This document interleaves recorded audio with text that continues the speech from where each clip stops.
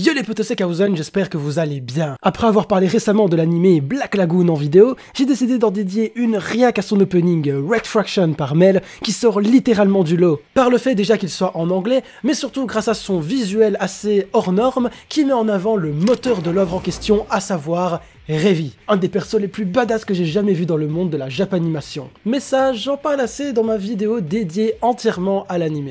Vous connaissez le concept, maintenant on analyse le visuel ainsi que les paroles d'un opening pour voir en quoi il est intéressant ou non. Donc sans plus attendre, jetons un œil au visuel de l'opening qui débute en nous montrant avec les premiers shots ce autour de quoi tourne absolument tout dans l'univers de Black Lagoon. Le sang, je suppose, de par la couleur et les traces perceptibles sur ce premier plan, l'argent et les armes. Armes tenues d'ailleurs par Revi, tout comme dans le shot suivant, car on remarque en effet, lorsqu'on fait attention au background, une flamme de cigarette ainsi que sa silhouette, ce qui montre que c'est bien elle qui tient le gun et qui est montrée ici. Après, on a un visuel très rapide sur un journal et devinez qui a foutu l'opening en 0.25 pour screen ses plans et pouvoir lire ce qui était sur le journal.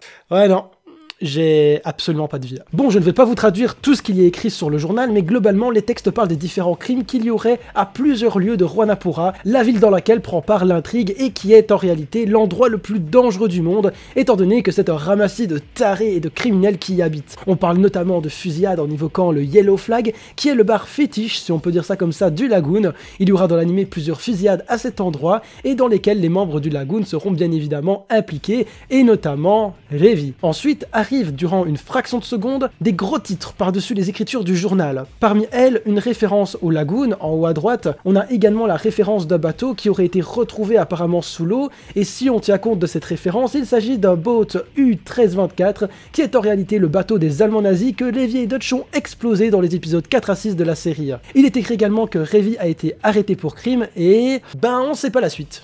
Ouais, je vous avoue que c'est probablement un des trucs qui m'intrigue le plus dans cet opening. Et ensuite, il est écrit que Rwanapura est le monde sombre de la drogue et des crimes, ce qui est une description tout à fait correcte de cette ville. On voit également à l'image dans le journal Revi sur laquelle on va zoomer pour se détacher du journal et faire une jolie transition pour voir notre héroïne tirer de la main droite avec son 9 mm Sword Cutlass dont elle ne se sépare jamais. Oui, c'est le nom de l'arme, bien évidemment. Avant de basculer vers des shots parfaitement en raccord avec la musique, mais ça on y reviendra un petit peu plus tard. Au shot suivant, Revi tire cette fois avec un deuxième pistolet, avant d'avoir un plan exclusivement sur les inscriptions de celui-ci, qui sont d'ailleurs en taille. Et je sais pas du tout ce que ça veut dire. Bah évidemment je parle pas le taille, mais apparemment il serait écrit spécial quelque chose, mais je pense que c'est simplement le design de l'arme qui veut ça, et qu'il n'y a pas forcément de signification derrière. D'autant plus que de toute façon, on n'a même pas les écritures en entier. Bref, on passe à la suite. On voit donc après Revi qui prépare son flingue et laisse tomber sa cigarette comme si elle était prête à passer à l'action, et la cigarette qui tombe sur le sol et qui prend feu nous offre une transition très sympa, comme si l'écran brûlait,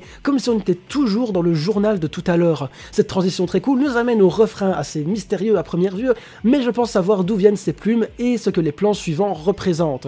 Attention, maintenant je vais un petit peu spoiler en vous expliquant le passé de Revi que l'on voit dans un flashback lors du dernier épisode des OAV sur la saga Roberta Blood Trail. Voilà, c'était juste pour prévenir, mais ça me semble extrêmement utile pour comprendre les images que l'on voit dans le refrain. En effet, dans le flashback, on voit Revi qui se remémore son passé. Quand elle était jeune, elle se faisait maltraiter, abuser, et ouais, c'était clairement pas la joie pour elle. Mais un jour, elle a décidé de sortir un flingue et de foutre l'oreiller sur une personne qui l'abusait, que je soupçonne être son père, notamment par ce qu'elle dit juste avant de passer dans le flashback.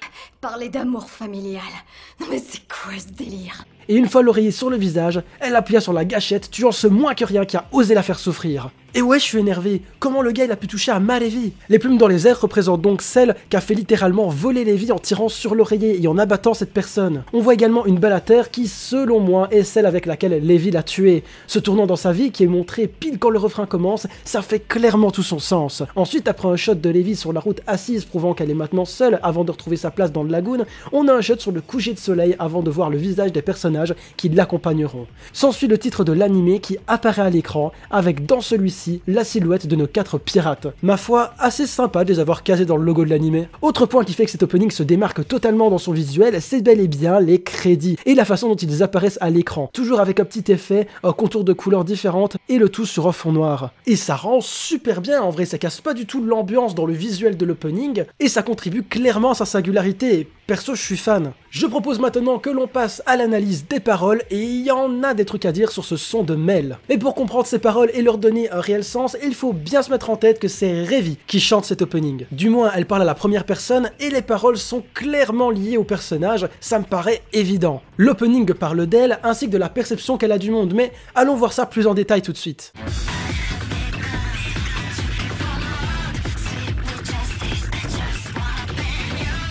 Revi nous parle ici de sa perception de la justice qui la rend malade. Elle le dit plusieurs fois dans l'anime qu'il n'y a aucune justice dans ce monde et elle évoque le fait qu'elle a un gros flingue, ce qui est pour elle une source de puissance. Et je me rappelle de son discours sur la perception du monde lorsqu'elle dit qu'avec l'argent et les gains, le monde est un endroit pas si désagréable que ça. Sa perception de la justice est fortement influencée par son milieu, à savoir la ville de Ronapura, ainsi que de son passé. Mais ça, on va encore en reparler un petit peu plus tard.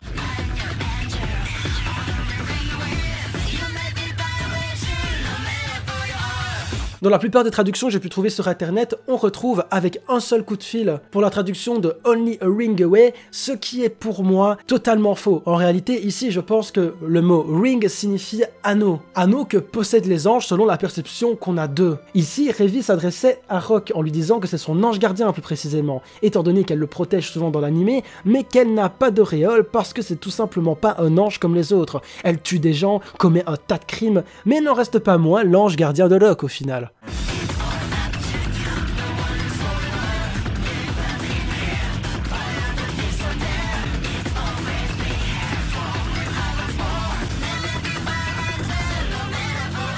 Ah, le fameux No one lives forever. Une phrase qui signifie que personne ne vit éternellement et que Levi citera à plusieurs reprises dans l'anime, même dans la version française, on l'aura en anglais. Une phrase visiblement assez importante pour elle qui, sortie de sa bouche, sonne plutôt comme un avertissement en fait. No one lives forever, baby. Ensuite, dans l'extrait que je vous ai montré à l'instant, Revi parle de son passé en disant que depuis qu'elle est jeune, ça a été l'enfer. Effectivement, on en a parlé tout à l'heure, mais comme on peut le voir dans le dernier épisode des EAV sur Roberta, un flashback nous montre qu'elle a été abusée étant jeune et que c'est à ces salauds qu'elle se réfère en parlant des porcs. Et que peu importe qui ils sont, elle n'a pas eu d'autre choix que de les buter, faisant référence ici à une personne de sa famille qu'elle aurait exposée comme on en a parlé tout à l'heure.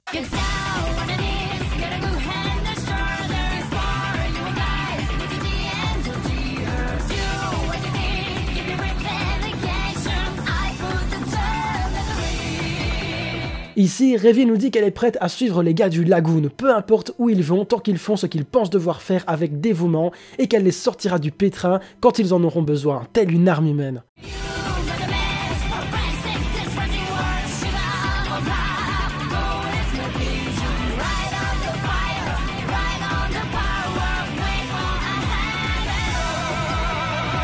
Elle évoque aussi sa véritable force en faisant référence aux armes qui, selon son fameux discours fait à Rock dans l'épisode 5, sont synonymes avec l'argent de puissance et que c'était bien plus utile que d'avoir un dieu. Dieu qu'elle évoque dans ce passage de l'opening d'ailleurs. Et c'est sur ces paroles que s'achève l'opening. Dans la dernière analyse d'opening, celle d'une Ravel qui n'est plus disponible sur YouTube, mais bien sur Dailymotion, lien dans la description, j'avais dit que Kaneki était le héros de son opening, car tout tournait autour de lui et de sa perception du monde. Et bien ici, c'est la même chose, mais pour Revi, qui est la star de Red Fraction. Je trouve ça intéressant qu'on ait un opening qui colle non seulement parfaitement bien avec l'œuvre en question, mais qui se focus sur ce qui fait tout le charme de Black Lagoon, à savoir la fameuse Rebecca Lee, mieux connue sous le nom de Revi, et surtout à quel point elle est dangereuse de par tout ce qu'on nous montre visuellement dans l'opening, lorsqu'on sous-entend qu'elle tue de sang-froid ses victimes. Visuellement et musicalement, cet opening sort clairement du lot de par l'interprétation en anglais de Mel, ainsi que du style visuel assez hors norme que nous propose cet opening. Je crois qu'il n'y a pas besoin d'en dire plus.